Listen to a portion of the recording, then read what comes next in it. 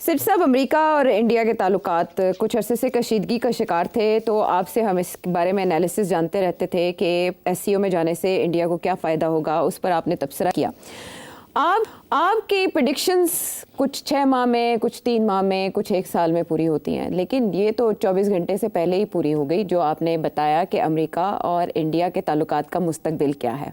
ये बड़ी हैरान कुन बात है कि हमने फ़ौरन देखा बदलाव रवैये में।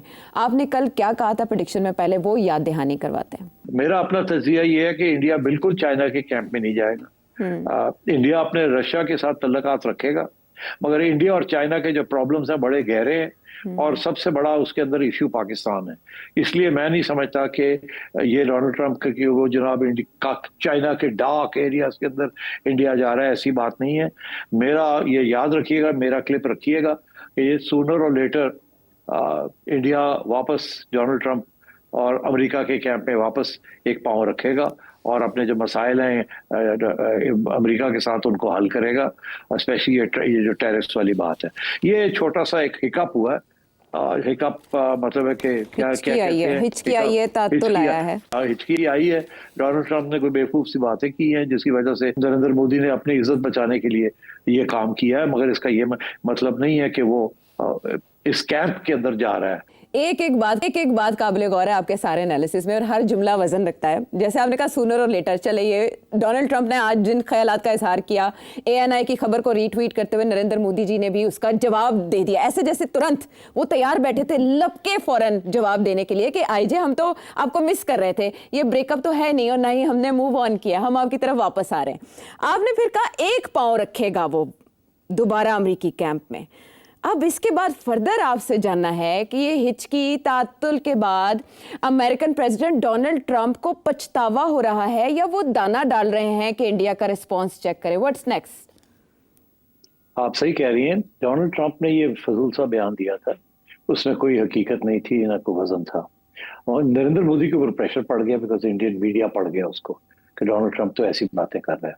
उसके बाद आपने देखा कि उनके कॉमर्स के जो सेक्रेटरी हैं उन्होंने भी बड़ी सख्त बातें की जी।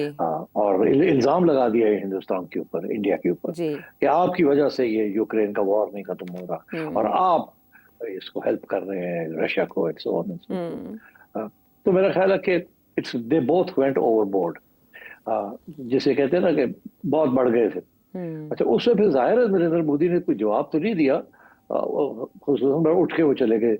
एससीओ तो जाना ही था उन्होंने, ऐसी बात नहीं थी कि वो ना जाते, हमेशा जाते रहे।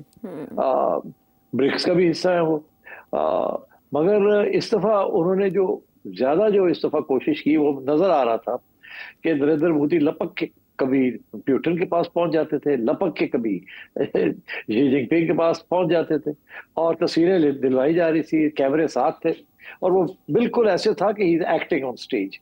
और बाय द वे वो हमारे शहबाज साहब भी यही कर रहे थे कि पॉल सल हा जपियां शपियां, ये सिर्फ आपकी ऑडियंस के लिए है, इसकी कोई अहमियत नहीं थी ओवर देयर। और बड़े सख्त हार्डर्ड लीडर्स हैं, वो जप्पी शप्पी डालने से, हा करने से, हाथ पकड़ने से उन पे कोई असर नहीं होता।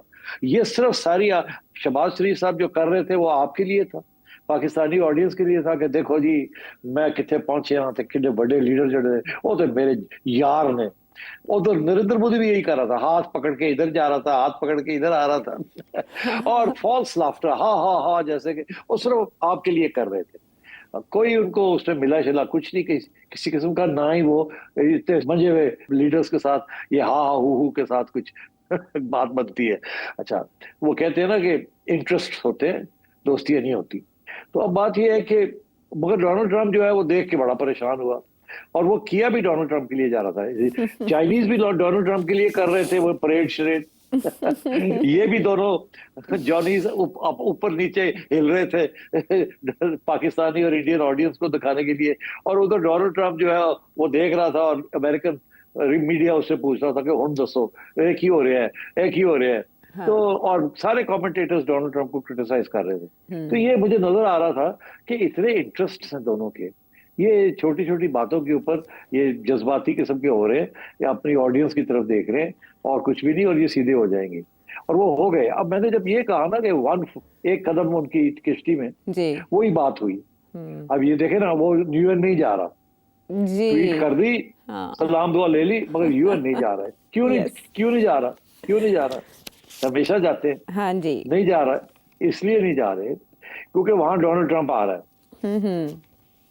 और अगर डोनाल्ड ट्रंप आ गया तो मोदी फिर क्या करेगा? जफ्फी डालेगा डोनाल्ड ट्रंप को। यहाँ घर आएगा तो गालियां पड़ेंगी कि आपने फिर जफ्फियां डालनी शुरू कर दी हैं, फिर उसके हाथ पकड़ने शुरू कर दिए हैं। उसने तो अभी आपको कोई टैरिफ्स के ऊपर रिलीफ नहीं दी। उसका तो मौकफ वही है पुराने वाला कि आप मेहरबानी करके और इतना तेल ना खरीदें। क्योंकि डोनाल्ड ट्रंप ने अपना मौकफ फौरी तौर पे चेंज नहीं करना, आगे जाके चेंज करेगा। जैसे ही वो यूक्रेन के ऊपर रूस के साथ कोई मुकबला होता है, जिसके साथ मेरा जो तजिया है वो 3-4 महीने लग सकते हैं, 2-3 महीने लग सकते हैं, उस वक्त तक ये रखेगा ये तलवार। तो इवेंचुअली वो भी सेटल होगी और ये भी सेटल होगा, और ये वापस चले जाएंगे और एक दूसरे के ये जो 25% ये किया है इसके ऊपर भी एग्रीमेंट हो जाएगी। अभी आपने देखा इंडियन कॉमर्स मिनिस्ट्री के लोग कह रहे हैं कि हमारी तो नेगोशिएशंस टैरिफ के ऊपर अभी तक जारी है, हमने तो कोई पुल बैक नहीं किया। तो मैं यही समझता हूँ कि इसलिए इस वक्त नरेंद्र मोदी का वहां जाना उसके लिए प्रॉब्लम बन सकता था मीडिया में, क्योंकि उसका मीडिया देखे ना, इंडियन मीडिया अगर आप देखें, वो तो गालियां दे रहे हैं डोनाल्ड ट्रंप को। वो तो अगर उनके पास हिम्मत होती तो वो जंग छेड़ देते इंडिया और अमेरिका की। इतनी गाली पड़ रही है डोनाल्ड ट्रंप को, और इसलिए मोदी इस माहौल में वहां जाएगा तो क्या करेगा जाके वहां? डोनाल्ड ट्रंप आ जाएगा और आके हाथ, फिर उससे बातचीत करनी पड़ेगी।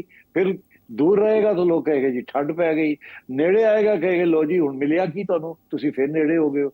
तो I think this is very thought, सोच के समझ के ये फैसला किया कि अभी मैं चीन से आया हूँ जफ्फियां पा के हाथ फाड़ के, हूँ मैं अमरीका चला जाऊँ, थोड़ी देर पीछे हट के रहिए, ठीक है, इसको जरा बात को आगे बढ़ने दें। डोनाल्ड ट्रंप भी एक कदम पीछे हटे और मैं फौरन आगे आ गया हूँ, मगर मैं एकदम नहीं आना चाहिए, नहीं तो यहाँ घर वाले जो है वो पीछे पड़ जाएंगे कि आप ये क्या कर रहे हैं। दैट्स व्हाई आई सेड कि ये एक कदम जो है अब अमेरिकन बोर्ड के अंदर भी रखेंगे। इवेंचुअली जाके ये इनके मसले हल हो जाएंगे। वो इंडिया के लिए ऐसे है कि दूध का जला छाछ भी फूंक फूंक कर पीता है। आपने कहा वो जनरल असेंबली में नहीं जा रहे, इससे पहले उनका इरादा था कि खिताब करेंगे नरेंद्र मोदी, लेकिन जो अब रिवाइज लिस्ट आई है कल, उसमें नरेंद्र मोदी नहीं है बल्कि जयशंकर जा रहे हैं। सेठ साहब, इससे पहले क्वाड का इरादा भी कैंसिल किया प्रेसिडेंट ट्रंप ने कि वो क्वाड के लिए इंडिया नहीं जाएंगे, सोर्सेज ने ये बताया, कोट किया। अब ब्रिक्स में इंडिया का ना जाना, ये खबर भी सामने आ रही है कि 8 सितंबर को नरेंद्र मोदी नहीं जा रहे उसमें। तो ये क्या स्ट्रेटेजी हुई? यहाँ भी नहीं, वहां भी नहीं। अभी देखे ना, वहां जो बात की जा रही है, जो डोनाल्ड ट्रंप के लोग हैं वो तो ये कह रहे हैं ना कि बेसिक मसला एससीओ नहीं है, बेसिक मसला ब्रिक्स है।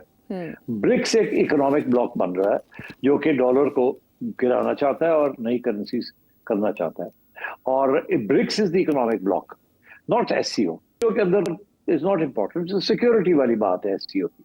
BRICS is the economic challenge to America. अब ब्रिक्स के अंदर ब्राजील के साथ लड़ाई झगड़े चल रहे हैं अमेरिका के, सख्त लड़ाई झगड़े, पूरी यहां तक कि वो तो ब्राजील के प्रेसिडेंट को निकालना चाहते हैं, रेजिम चेंज करना चाहता है ये साहब डोनाल्ड ट्रंप। अब बाकी आ गया ब्रिक्स का बी ब्राजील और रशिया के साथ चल रहा मसला, आई इंडिया, सी चाइना। तो रशिया और चाइना के दरमियान आई है। अब उसके ऊपर वो कह रहे हैं, उसका सेक्रेटरी कह रहा है जो डोनाल्ड ट्रंप का, कि ये जो आई बीच में आया हुआ है ना ब्रिक्स का, ये अगर निकल जाता है तो फिर ब्रिक्स नहीं चलता। तो या आप फैसला करें आपने ब्रिक्स में रहना है, तो फिर हम तो ब्रिक्स को नहीं छोड़ेंगे, तो या आप निकले ब्रिक्स से बाहर, क्योंकि ब्रिक्स BRIC ब्रिक लफ्ज ही बनता है इंडिया के साथ।